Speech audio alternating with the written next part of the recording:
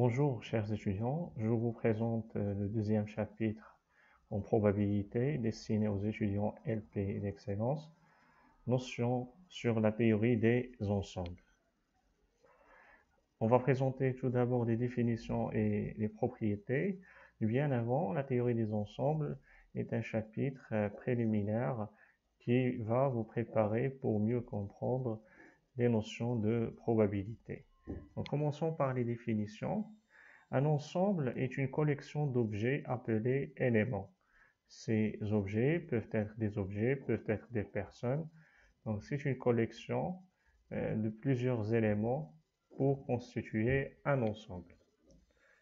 Donc, on définit par exemple un ensemble fondamental oméga qui est composé de trois éléments, l'élément A, l'élément B et l'élément C. Les deux éléments A et B appartiennent au sous-ensemble A. Donc, un ensemble A est dit sous-ensemble de oméga, ou une partie de oméga. C'est tous les éléments de A sont des éléments de oméga. A est inclus à oméga, et par conséquent, tous les éléments de A, c'est-à-dire la lettre A et la lettre B, ils appartiennent à l'univers ou bien à l'ensemble fondamental oméga. L'ensemble des parties de oméga est noté P oméga. Donc l'ensemble des parties qu'on peut constituer avec l'univers oméga, il est noté P oméga. Si on veut le définir par rapport à notre exemple, nous aurons l'ensemble des parties de oméga, il est constitué de l'élément. On peut constituer autant de ensembles que nous voulons. Donc, il peut y avoir un sous-ensemble qui inclut seulement A, un sous-ensemble de B constitué seulement de B, ou bien constitué seulement de C. Si je constitue par deux éléments, ça serait AB, BC et AC. Et également, on constitue l'ensemble des éléments, c'est ABC, ou bien on prend également l'ensemble vide. Donc, cela va nous donner l'ensemble des parties qu'on peut constituer avec l'ensemble oméga. L'ensemble de ces parties, ce sont des sous-ensembles qui peuvent être constitués pour former l'ensemble initial qui est l'ensemble oméga. Dans une remarque, comme vous constatez, on a noté 0 avec slash ou anti-slash. Donc, il s'agit bien de l'ensemble vide qui ne contient aucun élément. Donc, c'est l'ensemble vide qui ne contient aucun élément. Donc, soit oméga A, B, des parties de oméga. La première opération, ou bien le premier élément, c'est l'inclusion. Donc, on dit l'ensemble A est inclus dans l'ensemble B. C'est tous les éléments de A sont dans B. Donc, on dit un ensemble est inclus dans un ensemble et on dit un élément appartient à un ensemble. Donc, on schématise la situation. Comme vous constatez, nous avons l'univers oméga, il y a l'ensemble principal, et nous avons également l'ensemble B, et nous avons A qui est constitué, tous les éléments de A, ils appartiennent à l'ensemble B. Et dans ces conditions, A est inclus dans B. Donc si nous voulons donner un exemple, on va dire que si on note B, l'ensemble des étudiants de la faculté par exemple, A, il serait l'ensemble des étudiants qui sont en première année. Donc, l'ensemble des étudiants en première année est inclus dans l'ensemble des étudiants de la faculté. Toujours, on définit un univers oméga et deux ensembles qui appartiennent aux parties de oméga. Donc, le mot complémentaire. Donc, l'ensemble complémentaire, c'est A bar. Donc, on va donner, si nous avons un ensemble de A, l'ensemble A bar est l'ensemble des complémentaires de l'ensemble A. Donc, le complémentaire, ici, la notion veut dire le contraire de A. Ce sont tous les éléments qui appartiennent à oméga, évidemment, mais qui n'appartiennent pas à l'ensemble A. Donc A, on va dire, c'est l'ensemble des éléments de oméga, que je viens de signaler, qui n'appartient pas à A et qui appartient évidemment à l'ensemble oméga. Si on schématise, donc nous avons voilà l'ensemble A qui est noté en bleu. Donc l'ensemble A bar, c'est tous les éléments qui sont, tout le reste qui ne fait pas partie de l'ensemble A, on le note A bar, ou bien on l'appelle l'ensemble complémentaire. Comme on vient de signaler ici, complémentaire veut dire l'événement contraire ou bien l'ensemble des éléments qui n'y appartiennent pas. Donc si on donne un exemple par exemple, donc si on dit à l'univers oméga, on le définit comme étant des étudiants de la faculté, alors A, c'est les étudiants en première année par exemple, A bar va être tous les étudiants de la faculté, sauf ceux qui sont dans la première année. Donc à part ceux qui sont dans la première année. Soit oméga A et B des parties de l'ensemble fondamental oméga. Donc l'union, on va le noter A union B, avec la lettre U entre l'ensemble A et l'ensemble B. Donc on va le définir de la façon suivante. Si X appartient à cet ensemble qui est constitué par les deux ensembles A et B, donc cela veut dire quoi? Cela veut dire que X appartient à A ou bien il appartient à B. Donc ça c'est très important à le signaler, le signe ou. C'est-à-dire il fait partie de A ou bien il fait partie de B ou bien il fait partie des deux en même temps. Donc si on veut schématiser, donc nous avons deux ensembles, l'ensemble A et l'ensemble B, qui font partie de l'univers oméga. Donc A union B, c'est l'ensemble des éléments, voyez, donc l'ensemble des éléments qui appartiennent à A, ou bien il appartient à B. Et également les éléments qui appartiennent aux deux ensembles en même temps. Donc maintenant, on va passer à l'élément suivant, soit oméga toujours A et B des parties de oméga, l'intersection A intersection B. Donc l'intersection, on la note avec U inversé. Donc si X, par exemple, il appartient à l'intersection de A et B, ici X appartient à A, et voilà, il faut noter ça, c'est très important. Et en même temps, il appartient à B. Donc il faut qu'il appartienne aux deux ensembles. Donc si on va schématiser, on va dire l'ensemble A ici, par exemple, et nous avons l'ensemble B. Donc l'intersection, c'est cette partie qui est formée par l'appartenance en même temps de A et en même temps de B. Donc il est à la fois à A et il est à la fois également à B. Soit toujours l'univers oméga et A et B des ensembles qui font partie de oméga. Donc, la notion de différence. Donc, la notion de différence, on la note A différent de B, ou bien 1 moins B, et on ne note pas le signe moins, on note le signe, parce que ce sont des ensembles, on note le signe anti-slash. Donc, comment on définit A anti-slash B, c'est-à-dire A, la différence de A et B, c'est quoi? C'est l'ensemble composé de A sans B. Ici, l'ordre, il est important. Donc, B anti-slash A, c'est pas la même chose que A anti-slash B. Donc c'est l'ensemble des éléments, hein, l'ensemble qui est composé de A, qui appartiennent à A, mais qui n'appartient pas à B. Donc si on veut les définir, on aura l'ensemble oméga fondamental, nous avons les deux ensembles A et B qui appartiennent à oméga. Donc la partie qui appartient à A, mais qui n'appartient pas à B. Donc c'est exclusivement appartient à A. Donc A moins B. Donc on retranche tous les éléments qui appartiennent à B, on retient seulement les éléments qui appartiennent à A seulement. Donc c'est autre notation, c'est l'ensemble A, voilà, avec l'intersection de B bar. Donc l'intersection entre, en même temps, il appartient à A, et en même temps, il appartient à B bar. Donc ce qui veut dire, on retient seulement cette partie de A, mais qui n'appartient pas à B. Donc voilà la notation que nous avons pour A intersection B bar qui définit pour nous A anti-slash B ou bien la différence de A et B. Toujours dans le même ensemble fondamental, oméga et deux ensembles A et B, ils font partie de oméga.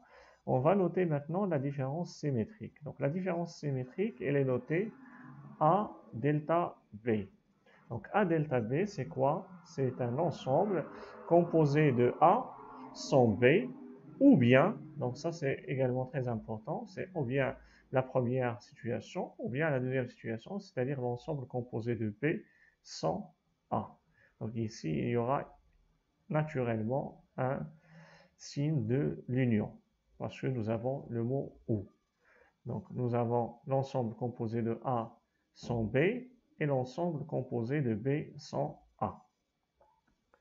Donc on schématise. Donc nous avons devant nous l'ensemble A et l'ensemble B. Donc qui appartient à A, nous avons déjà noté. Donc qui appartient à A et qui n'appartient pas à B, c'est cette partie-là qu'on délimite. Et ce qui appartient à B et qui n'appartient pas à A, c'est cette partie. Donc l'union entre les deux va nous donner A union B, sauf l'intersection entre les deux. Donc on va la noter. Donc voilà, cette partie-là, c'est A anti-slash B, c'est A moins B. Et cette partie, c'est B moins A.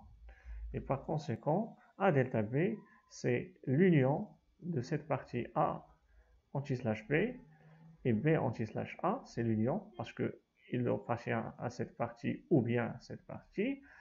Donc on remplace par l'intersection que nous avons définie dans le point précédent. Donc c'est A intersection B bar. Donc cette partie, c'est A et l'intersection avec B bar. Donc B bar, c'est l'ensemble de oméga, mais les éléments qui existent en A et qui existent en B bar en même temps. La même chose, c'est l'union de B, voilà, cette partie, intersection de A bar, c'est-à-dire l'ensemble des éléments qui appartiennent à oméga et qui n'appartiennent pas à A. Avec l'intersection, on retient seulement la partie de B qui, voilà, limite cette partie de l'intersection.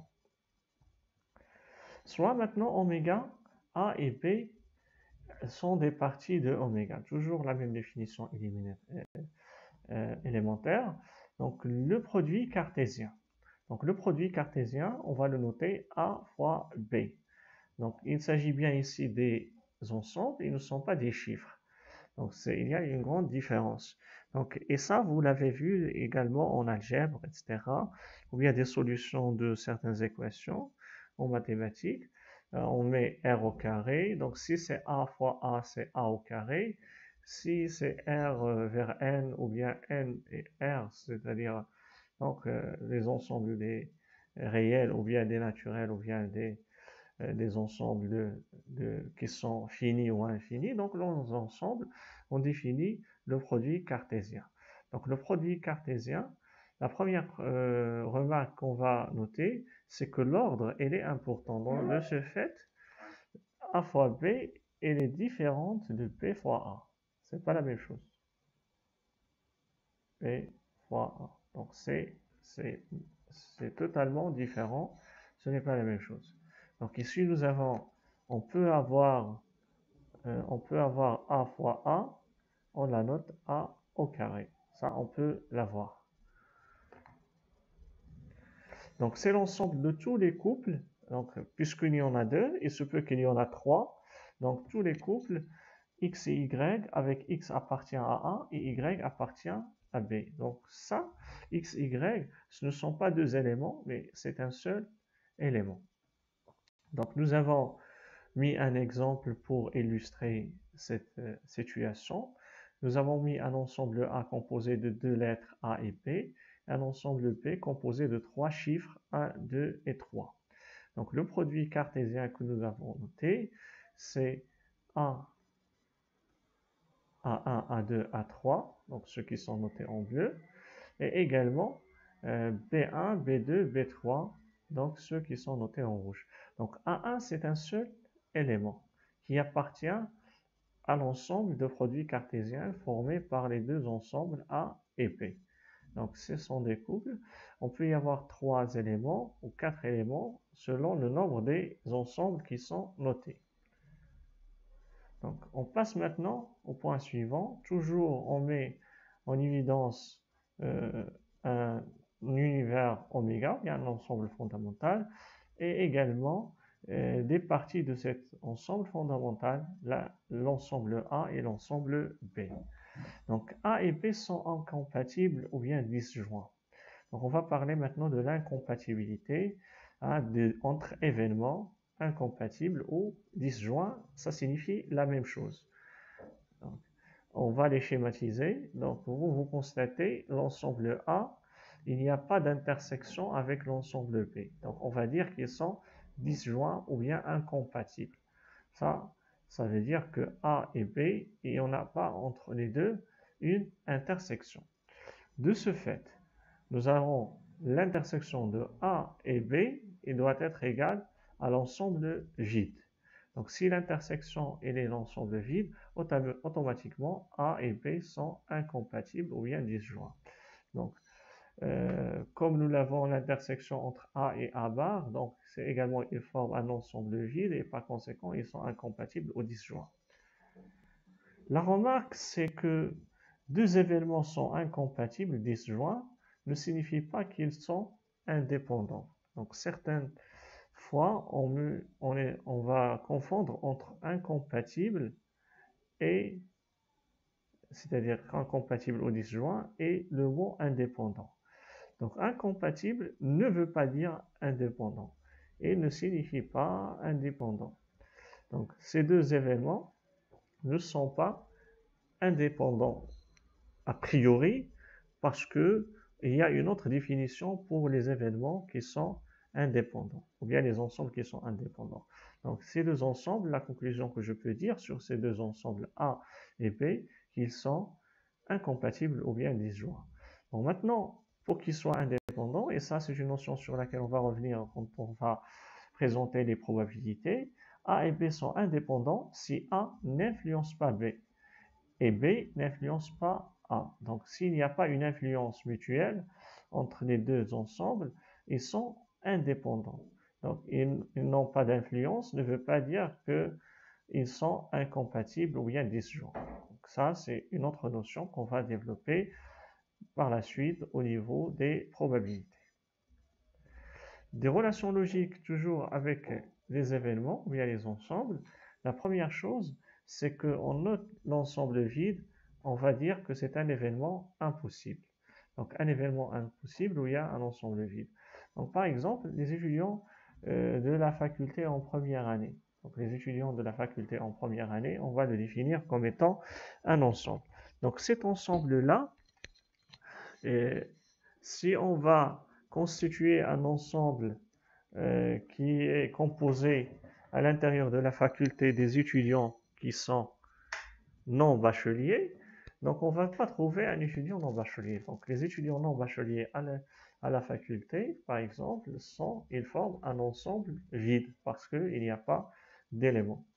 Donc voilà ce qu'on veut dire par l'ensemble vide, c'est-à-dire l'événement impossible ou bien l'ensemble qui ne contient aucun élément.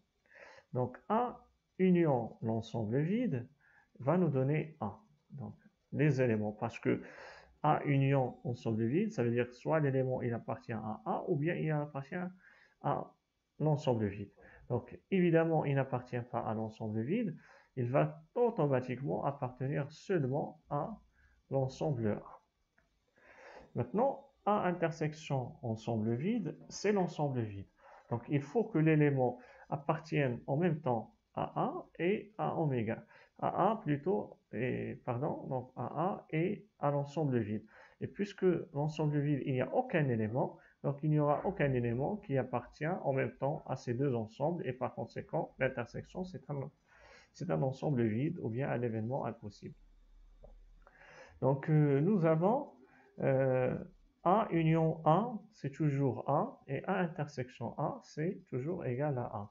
Donc l'union et l'intersection, ils peuvent être permutés. On peut changer de classe. Donc A, par exemple, union B est égal à B union A. Donc maintenant, si nous avons la situation que nous avons définie de l'inclusion, si A est inclus à B, donc cet ensemble A inclus à B, donc que nous avons dans le schéma, donc A union B va nous donner B. Donc appartient à A ou bien appartient à B. Donc s'il appartient à B sans A, donc il est pris en considération parce que tout simplement il s'agit de l'union, il appartient à A ou bien il appartient à B et par conséquent c'est l'ensemble B. Maintenant l'intersection de A et B dans cette situation d'inclusion, il va nous donner l'ensemble A parce qu'il faut appartenir en même temps à A et en même temps à B. Donc si je prends cet élément, non, je ne le prends pas, je prends seulement tous les éléments qui appartiennent à A. Donc A union B, comme je viens de dire, on peut changer de position. Donc A union B est égal à B union A. Et A intersection B est égal à B intersection A.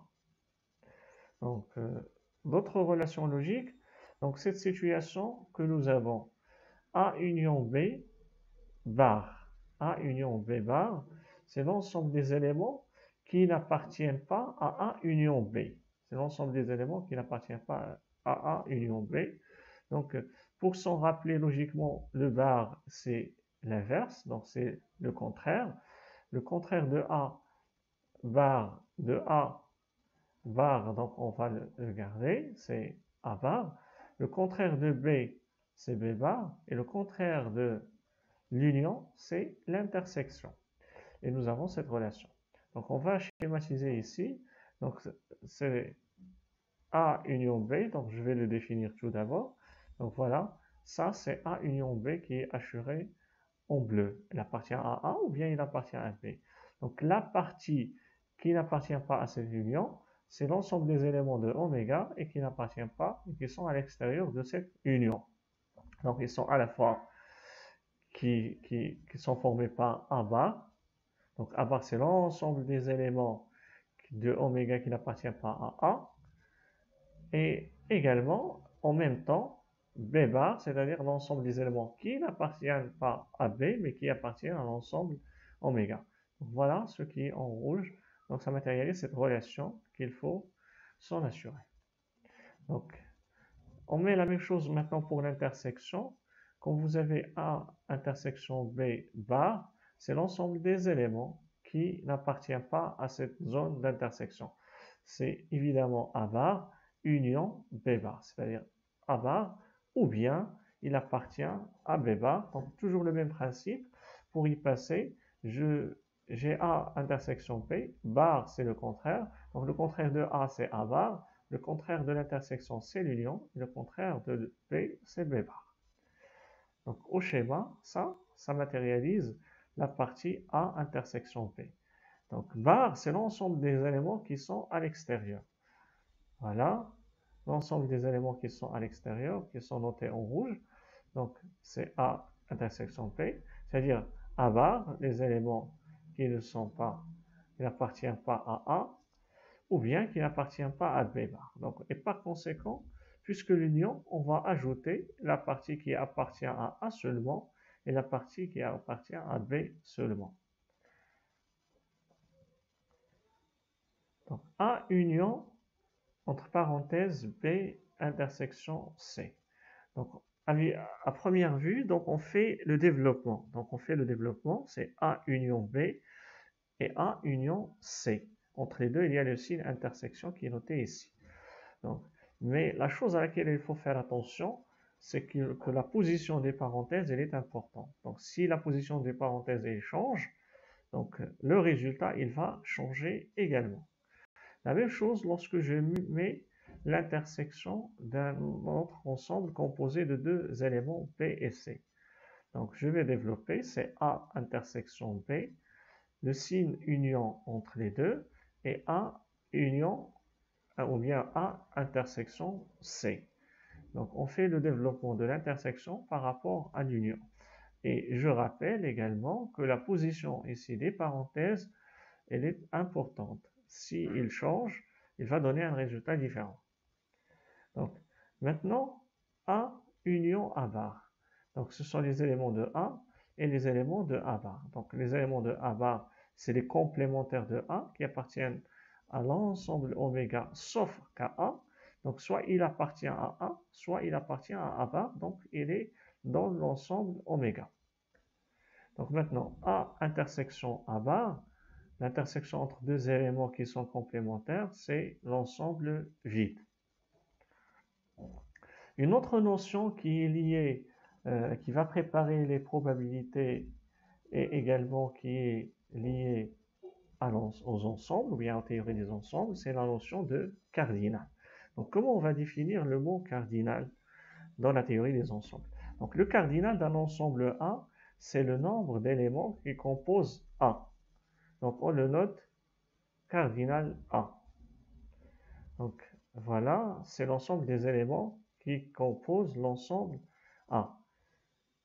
Donc exemple, si on met l'ensemble A composé de A, B et C, trois éléments, donc le cardinal de A, il est égal à 3, les trois éléments. Là, il faut faire attention. Pas tous les ensembles peuvent être constitués par des nombres bien définis. Donc, je prendrai par exemple l'ensemble R. Cet ensemble R, il est infini. Infini. Voilà. Et en même temps, on ne peut pas le dénombrer. Non dénombrable, là, indénombrable, ou bien non dénombrable. C'est-à-dire on ne peut pas le compter.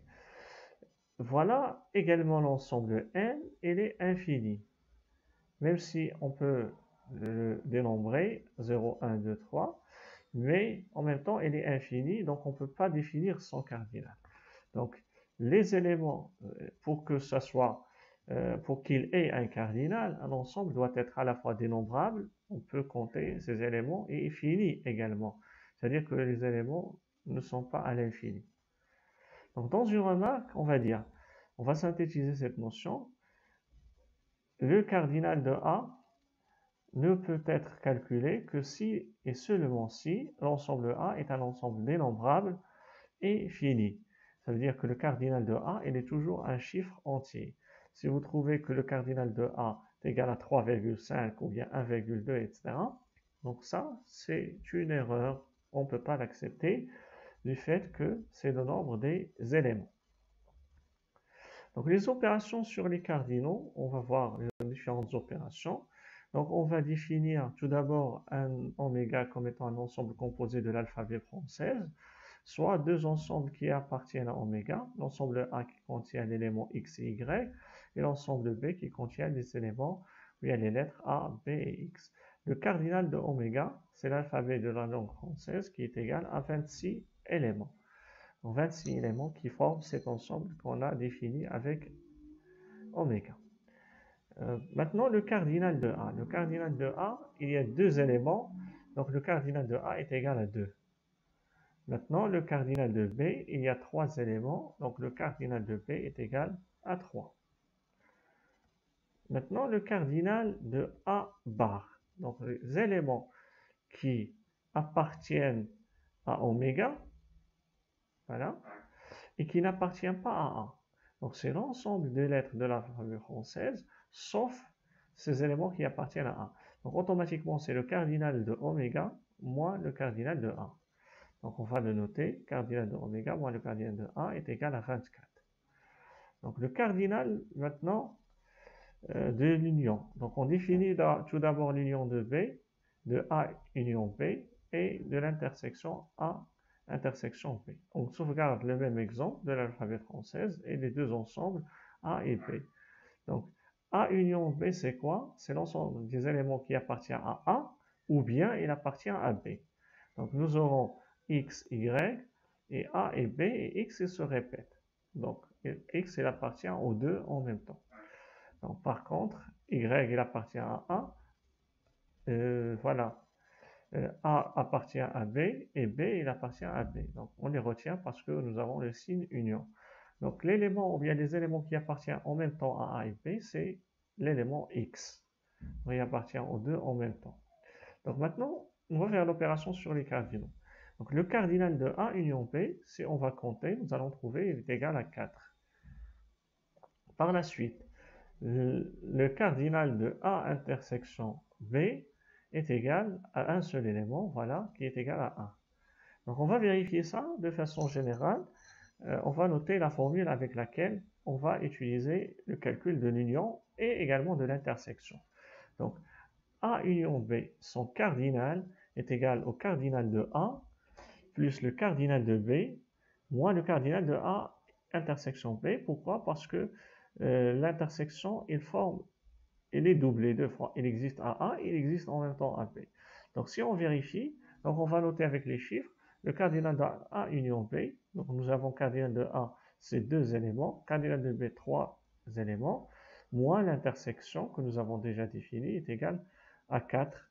Donc bien évidemment, c'est le cardinal que nous avons compté après la composition de A union B. La même chose pour l'intersection, on peut changer juste de position ou bien de vérifier le calcul. Donc nous allons, le cardinal de A est égal à 2, le cardinal de B est égal à 3, et le cardinal de A union B est égal à 4 que nous avons déjà calculé, et par conséquent 5 moins 4 est égal à 1, c'est le chiffre que nous avons dénombré en formant l'intersection de A et B. Maintenant, on va voir l'opération du produit cartésien et également le nombre cardinal de cette relation du produit cartésien. Donc tout d'abord, je note les éléments de A fois B. Donc comme on l'a déjà vu précédemment, ça va être X et A, X et B, X et X. On peut y avoir également Y et A, Y et B, Y et X. Donc nous avons en total 6 éléments. Donc on va s'assurer du cardinal de A fois B ou bien A multiplication cartésienne de B. Donc la relation va nous permettre de dire, après notre exemple, que nous avons 6 éléments. Donc on va vérifier avec la relation générale. Donc de façon générale, A, le cardinal de A fois B, c'est le cardinal de A fois le cardinal de B. Le cardinal de A fois le cardinal de B, c'est 2 fois 3 est égal à 6. Et je note également, au niveau du cardinal, si on change de position, ça ne va pas être affecté, mais au niveau de la composition des éléments, ça va être affecté.